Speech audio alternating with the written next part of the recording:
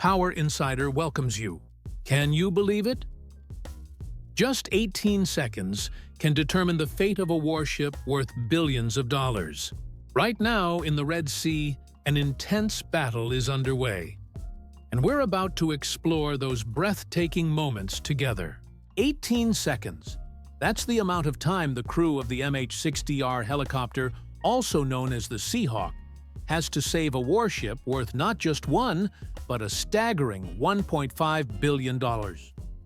Early morning in Yemen, 28 nautical miles off the coast, what seemed like an ordinary patrol day was about to make history. The Seahawk, nicknamed Romeo, was on a routine patrol. In the cockpit, the lead pilot, Captain Mike "Viper" Jenkins, was scanning the display screens, checking every parameter. Beside him, Lieutenant Sarah "Phoenix" Chen, the co-pilot, continuously scanned the surroundings, looking for any signs of unusual activity. Limited visibility, the sun reflecting off the water, the radar silent, nothing unusual.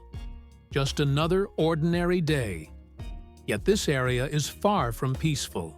The Houthi forces have been continuously attacking both civilian vessels and U.S. Navy warships using drones, missiles, and even explosive boats. The Romeo crew had no idea that they were about to make history. For the first time ever, a U.S. Navy helicopter would use a machine gun to shoot down an aerial threat. And here is the detailed sequence of events. The countdown begins. 15 minutes had passed during the patrol with nothing unusual when suddenly an alarm sounded. The ANPS-153 radar detected a new target. Tactical Coordinator TACO Sergeant Alex "Ghost" Ramirez immediately tensed up. Approaching 045, he announced, his fingers moving swiftly over the control panel. The target had a very faint radar signal. Altitude was 2,200 feet. Speed was too low to be a fighter jet. And it was too small to be a helicopter. High turbulence readings. This isn't seabirds or wave reflections. Ghost muttered, eyes glued to the screen. There's something unusual. This immediately raised Romeo's suspicions, and he changed course toward the target. The FLIR system, an infrared optical device mounted on the nose of the helicopter, began operating. It can detect objects through fog and smoke, distinguishing temperature differences as small as 0.114 degrees Fahrenheit within a range of up to 14 nautical miles, equivalent to 16 miles. But those sensors still couldn't lock onto the target. The morning sunlight warmed the air, making it nearly impossible to distinguish anything. Like a spark igniting a blaze, the crew stared intently at the screen in silence, with only the sound of the rotor blades spinning and the faint noise from the headphones breaking the quiet. The pilot adjusted the altitude to give the sensor a better viewing angle. Finally, a faint heat signature appeared like an eerie glow just below the horizon. It was unstable, but enough to confirm the presence of a flying object that was not natural. Vampire, vampire, vampire. An urgent call over the radio. The Navy code for an approaching aerial threat, most likely a drone. Romeo quickly changed position, standing between the unidentified object and the USS Gravely. The operations team continues to monitor closely. The target's thermal signature is fluctuating inconsistently and intermittently. The FLIR system is struggling to maintain target lock and is not yet authorized to engage weapons. They need a stable visual and thermal confirmation. We need ID no firing without clear identification. Viper ordered, his voice tense but controlled. But there's just one thing. The threat is now clear. It's no longer a random interference or a harmless bird, nor is it a civilian aircraft. It's a deadly danger hurtling straight toward the ship.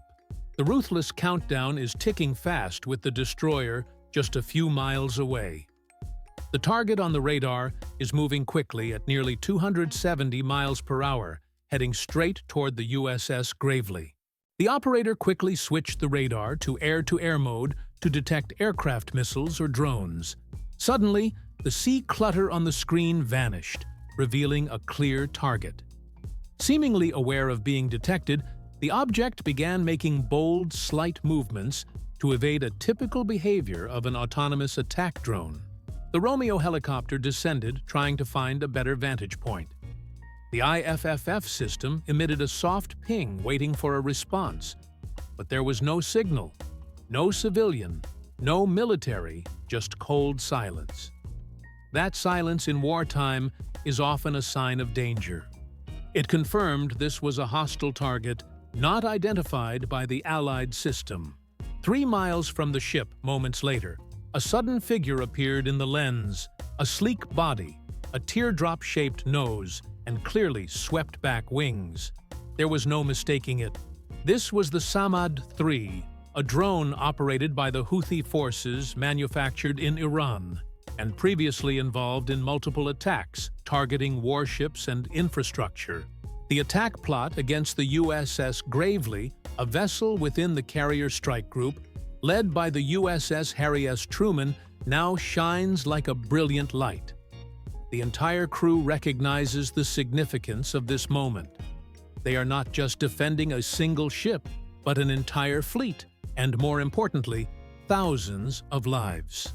Romeo immediately reported, "Gravely, this is Romeo. Hostile target, confirmed Samad-3 drone is preparing to engage. Requesting permission to open fire." "Permission granted," came the firm reply. At this moment, the destroyer was less than a mile away, giving Samad-3 only 18 seconds to reach the target carrying 66 pounds of high explosives. Every second passed like the ticking of the Grim Reaper's clock. 18. 17. Romeo completed a combat maneuver, sharply veering to the left. The helicopter's roar echoed across the sky, shaking the atmosphere violently. The rotorcraft held its position, standing between the threat and the ship. The G-force pressed the crew firmly into their seats, but no one flinched. 16. 15. 14. Gunner Corporal Jake. "Maverick." Miller approached the hatch, gripping it tightly alongside the fuselage, his veins bulging and hands pale but steady. Through the sight, the target appeared more vivid than any radar signal, a face full of cunning and hostility. He could feel his heart pounding in his chest, but experience had forged him into a precise machine. 13. 12. 11. The Seahawk pilot held steady, battling the crosswinds. The gunner took a deep breath. The drone was now just half a mile away, the maximum effective range of the GAU-21. There was no time to close the distance any further. This was the only chance to take out the enemy. 10. 9. Tension peaks. The sound of machine gun fire echoes amid the storm of danger. The GAU-21 machine gun fired its first shot. The tracer rounds streaked across the sky like bright orange flames, leaving vivid trails glowing against the darkness. The first round missed the target. There were 87 bullets left. The gunner shouted, his eyes fixed tightly on the bullet's trajectory.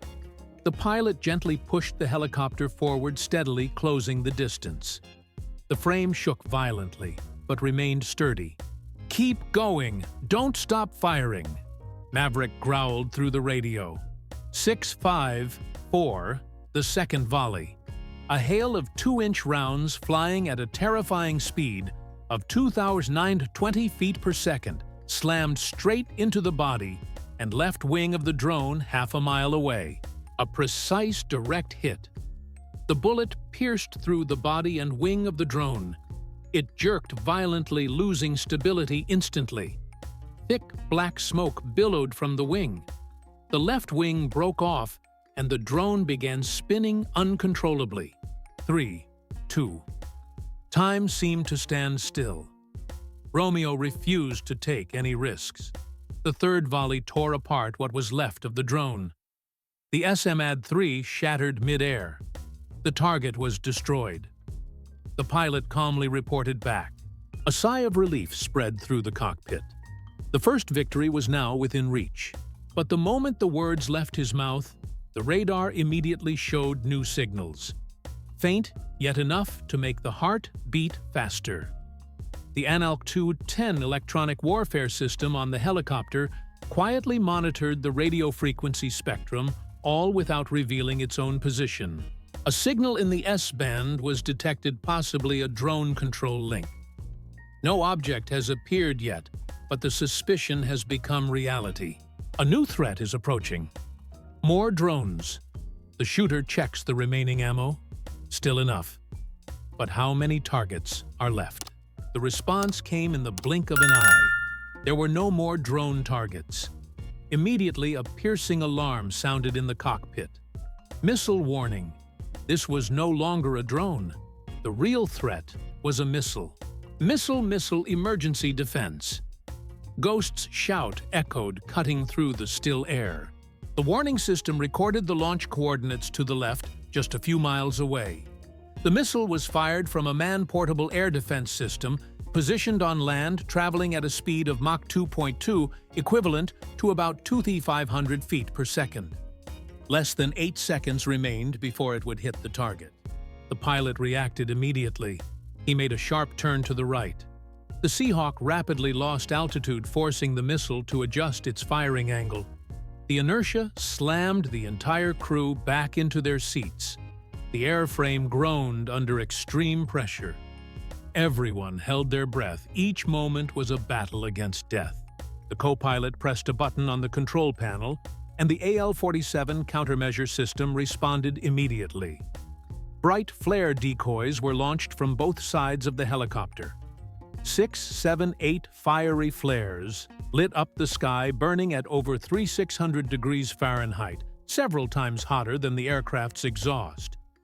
These blazing flares formed a fiery galaxy, deceiving the missile's heat-seeking system. And the missile, flying at twice the speed of sound, kept coming. Just a moment more, and the Houthi missile would have to suddenly change course, switching its target to one of the decoys. A flash of light, a thunderous explosion, the flare's glow suddenly vanished. But the Seahawk helicopter continued to glide smoothly through the sky. The confrontation was far from over. The radar detected a small object on the water's surface, right at the suspected launch site. A small boat serving as a mobile launch platform. The information was quickly relayed to the USS Gravely, while the Romeo helicopter gradually pulled away, remaining within sight but out of range of the shoulder-fired missiles. This time, American military power has prevailed. The victory is emotional, yet it leaves a bitter taste in the mind. Because it's clear that tomorrow, or even within the next hour, the Houthi forces could strike back, not just with a single drone, but potentially with a series of drones, missiles, or both at the same time. So the real threat isn't the drones, nor the missiles, it's the strategy of attrition warfare. The Houthis deploy cheap weapons, homemade drones, boats packed with explosives, and shoulder-fired rockets. Opposing them are billion-dollar warships, helicopters, advanced air defense systems, and satellites. A Samad-3 drone costs only a few $1,000s, but shooting one down can cost hundreds of thousands, even millions of dollars. Every bullet, every missile is not just metal. It's an expensive bill, and that bill keeps growing. This is a tough economic challenge for any major power. The operational costs are skyrocketing, while the strategic outcomes remain unclear. The Houthis fully understand they could be wiped out, but for every drone shot down, another one takes its place. Iran continues to supply weapons. For every fighter lost, 10 more are ready to pick up arms. This is an asymmetric war where the weaker side makes full use of its advantages in cost and fighting spirit. President Trump seemed to recognize the futility of a war without territorial control. The U.S. poured in resources, lost soldiers, intercepted drones, and launch platforms, but strategically, nothing changed. Therefore, Trump made the only reasonable decision to sign a peace agreement with the Houthis. It was a bitter and controversial decision, but a pragmatic one. The U.S. couldn't keep fighting indefinitely, even though the enemy was much weaker, because there was still an ongoing war in Ukraine, and the risk of confrontation with China was becoming increasingly real. This decision reflects a harsh reality of modern geopolitics. Sometimes taking a step back is not a defeat, but a long-term strategic victory aimed at preserving resources and focusing on greater priorities. Today, Romeo won the battle. But it was just a brief moment in a long, drawn-out war where victory isn't about glory, but the pride that comes from knowing when to let go. What do you think? Was President Trump right to choose peace with the Houthis? Share your thoughts in the comments below. Thank you for following Power Insider. If you enjoyed it, don't forget to like and subscribe to the channel so you won't miss any in-depth analyses of global geopolitics and military affairs. See you again in new conquests where the battlefield and geopolitics are constantly shifting. Every departure is a chance to come back stronger, with a deeper understanding of the challenges and opportunities ahead. In this ever-changing world, a comeback is not just a return. It's a revival of strength, wisdom, and resilience. This is how we continue our journey, conquering new heights and facing every unexpected situation.